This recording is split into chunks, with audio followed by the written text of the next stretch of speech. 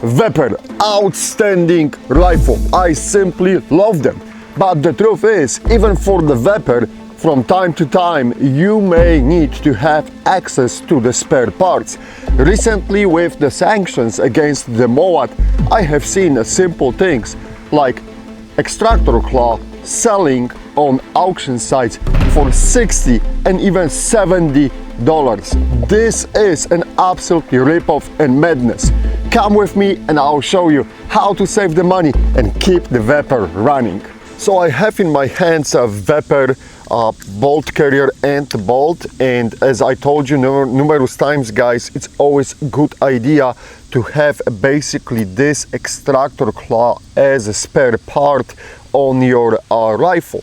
And the problem right now is those extractor claws are selling for some crazy prices, $60–70 on the auction sites. People are basically trying to make a quick buck on because of the sanctions against the MOAT and fear of supply of the spare parts being cut out. And you cannot use the classic AKM extractor claw because it's a completely different design, modern design bolt. So what to do?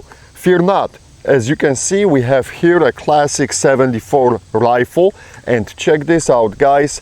On the 74, let me remove the bolt from the bolt carrier.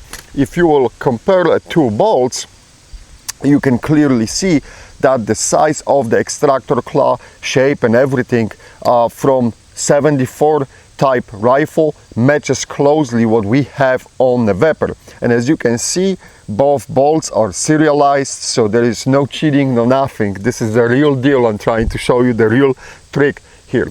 So what we're going to do, we're going to perform the experiment right now. I'll remove the extractor claw from the 74 bolt and put the extractor claw on the Vepr bolt, and we'll see how the rifle will function. And I know it will function well, but I want to prove it to you on the tape that everything will be fine. So as always, I have my little bit small punch tool. We're going to remove and disassemble the bolt, remove the pins, and watch out because we are in a crazy outside environment right now, so I don't want to lose any parts. As you can see, I have pushed out the pin.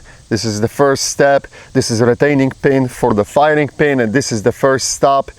This is the first step to disassemble the bolt. We don't have to pull out that pin all the way. I talked about it in the previous episodes. You can keep it that way. All you need to do is remove the firing pin.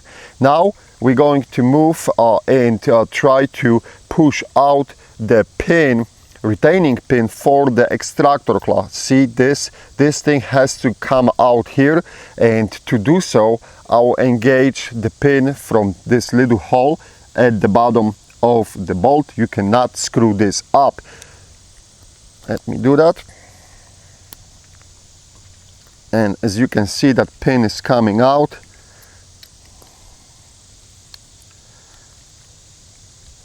Watch out, you don't want to lose that extractor claw and the spring, so you may have to retain it with your thumb to prevent from escaping, and basically push it out. There we go. The retaining pin for the extractor claw escaped, and look, now the spring here and the extractor claw are still jammed in that cavity for the bolt. Be careful, because this is the moment when you can really lose that spring. So, and especially in this environment, is absolutely nuts, because probably I will never recover. But lift off the extractor claw, boom, it snapped out like this. Let me pull it out, and be careful again. This is that spring I was talking about. So the spring, you can remove it like this, and we have completely disassembled the bolt from 74 right now. We will put it this away to the side so it won't get mixed. We'll keep basically the extractor claw, and we'll keep that little spring for us for assembly. So let me organize here. I'll push it here, and the firing pin. And now we're going to disassemble the bolt from the MOAT Vepr. the same procedure. So we'll start with removing the retention pin for the firing pin. So I'm going to the bottom hole, and boom, that one is much easier to do. This is the firing pin from the Vepr.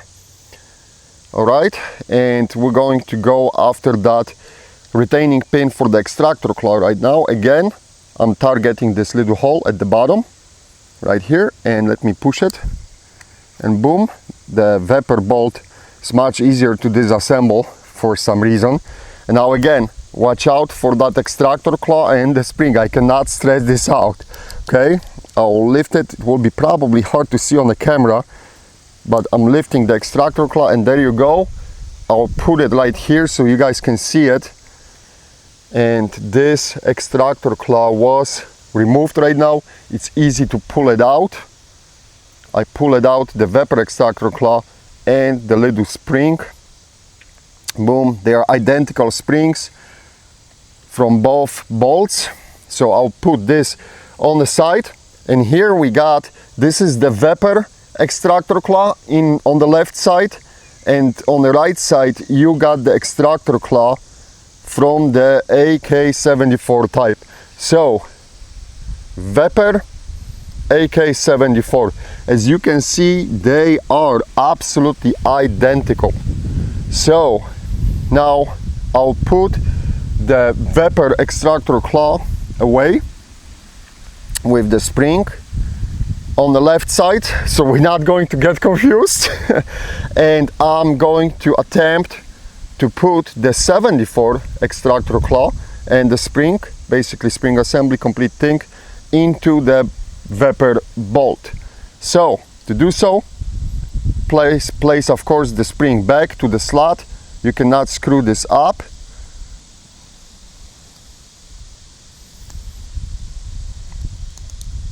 There we go. And now you have to push it down. Boom, I push down, and the spring is trapped right now in the extractor claw in the bolt. Hopefully you can see this nicely. I'll use the retaining pin, remember, to push the retaining pin for the extractor claw. We were doing this from the top side, and you just want to push it down, and remember, you have to have that opening for the retaining pin for the firing pin, so don't screw this up. All right, now I will tell you right away that it will be easier for me if I will squeeze the extractor claw and maneuver the retaining pin inside. You may juggle a little bit. Boom, it went nicely. Okay,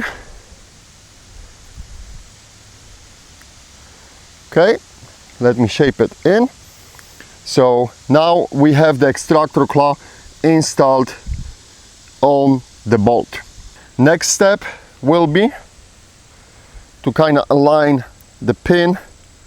There we go. You want to make sure that you have room on that retaining pin, that we have room for the fire pin retainer coming that way. Everything looks good to me. I'll push it a little bit more inside. That should work. And if you have problems, again, use the thumb, squeeze it with the thumb, and you can maneuver with your fingers, apply the pressure to see when everything will work for you. All right, all we have to do right now is put the firing pin back to the bolt and close this pin down, and we should be good to go. So let me slide this in.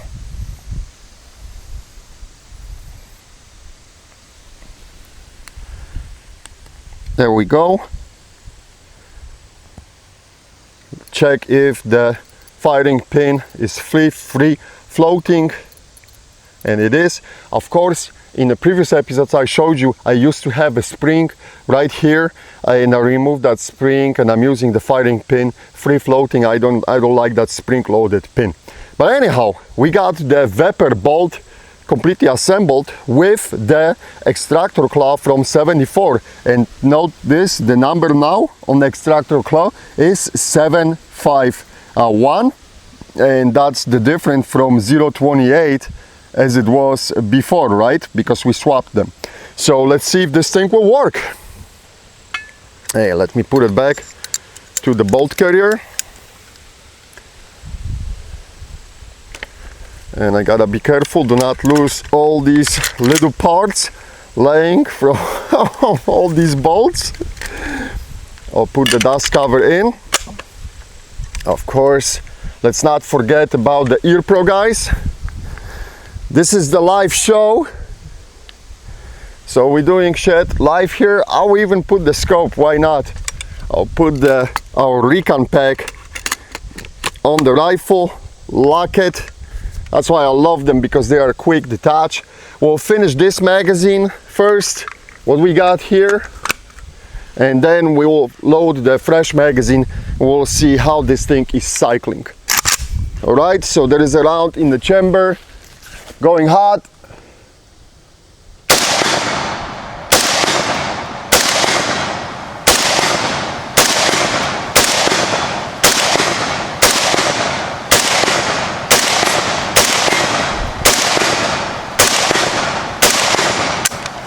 Absolutely no problems with the first magazine.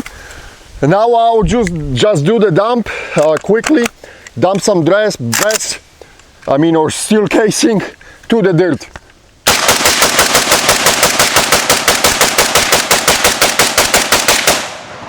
That's it. Bag out. As you can see,